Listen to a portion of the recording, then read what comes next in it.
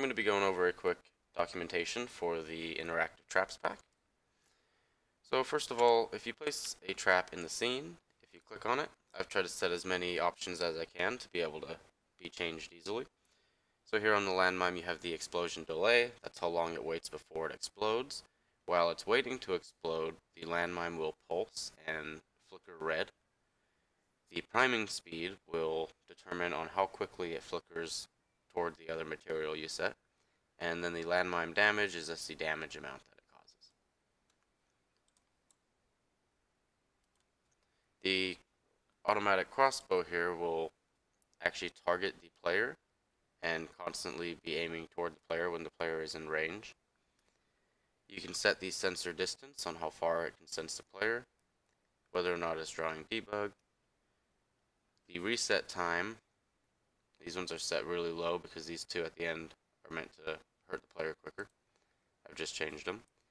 The reset time determines the amount of time it takes to reset the arrow. There's a minimum and maximum, so it actually randomizes between the minimum and maximum there. So it could take from 1 second up to 3 seconds to reset the arrow and shoot you again. And after it resets the arrow, it can also take up to 1 second just to shoot it. So it could have a total of a 4-second delay in between shots. Or you can make that much lower by just changing the numbers there. This one would shoot the player very quickly if we were near it.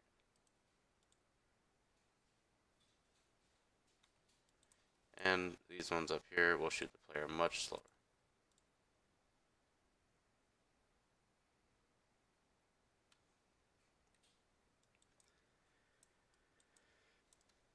The electricity trap is just the damage over time duration, so that's how long it will actually damage the player. The electricity damage will tick at a fast pace with high damage, but it does not last very long typically. 5 seconds isn't very long. The fire damage ticks at a medium rate or a faster rate with medium damage, and it usually lasts a bit longer than the electric would.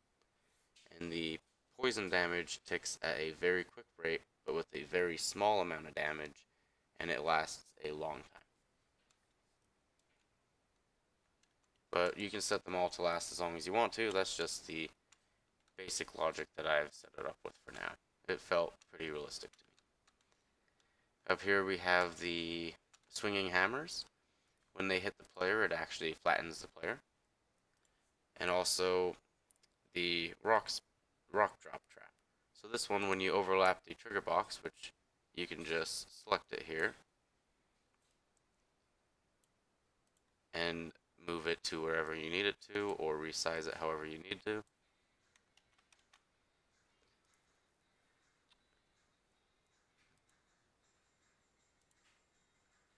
On this one you have the option to change the rock spawn amount, so that's how many rocks it will actually spawn.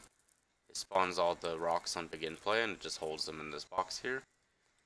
I have set the maximum amount to 100, so that if you set it to over 100, it's not going to spawn over that because they kind of will start to lag out the game. And 100 is already quite a lot of them.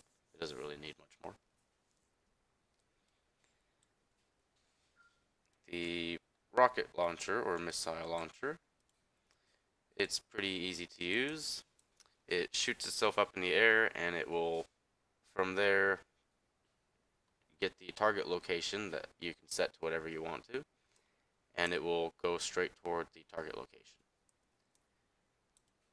So to change the target location is very easy. You can click on any mesh in your scene and just get the location from it.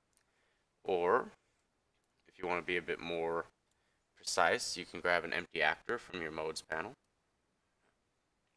You can drag it anywhere you want to in your scene.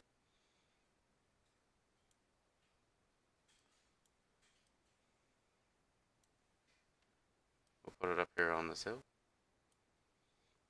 And then copy the location. And you can go ahead and delete it after. Now that we've got the location, that's all we needed. Click on the missile launcher and paste the location to the target location. And that's all you need to do. It's now going to be a new target. After the rocket launches, you can set a reset time. And that will just determine on a time for how long until you can actually use the rocket again. Because it does reset and you can use it multiple times.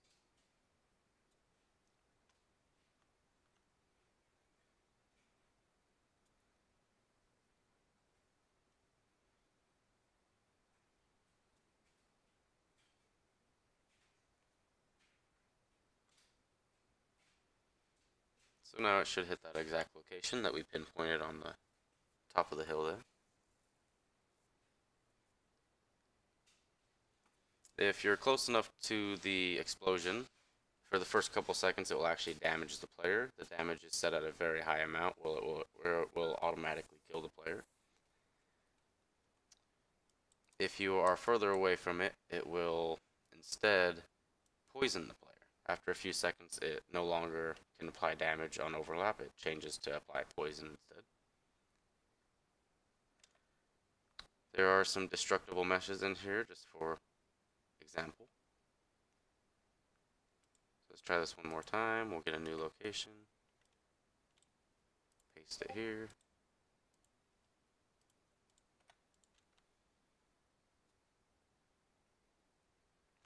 The health is all set up in a component, so it could be easily moved from this project to another project. It could be used as a main health component if you wanted to. It's got the 3 different lingering damage types in there: fire, electricity, and poison.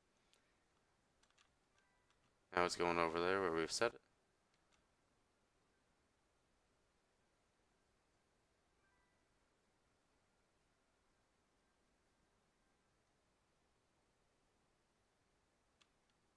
That created a mess.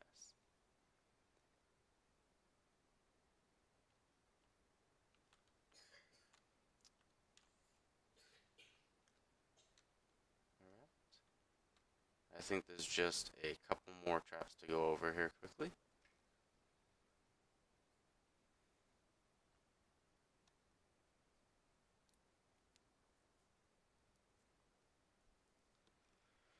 The health regeneration is set rather high on here because when it wasn't, I was dying constantly. So these ones are just some arrow traps. You can set them if you click on them in the viewport when the game is not running. You can set whether or not they have this sensor here, the laser. It will turn red when you're overlapping it, and it will be green when you're not. They've got a reset time and a damage amount.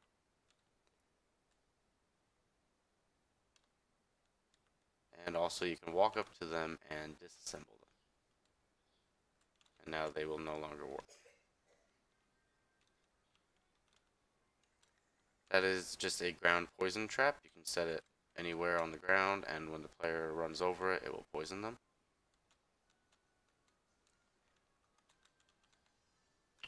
And lastly, we have a spinning blade, but we can't see it because it's covered in rubble. We'll go ahead and just play from here.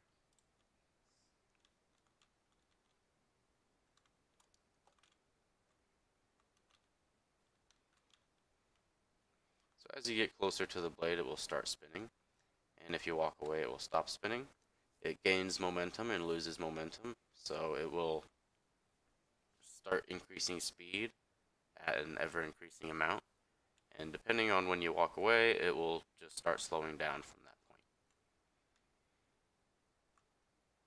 Or speeding back up if you get back near it.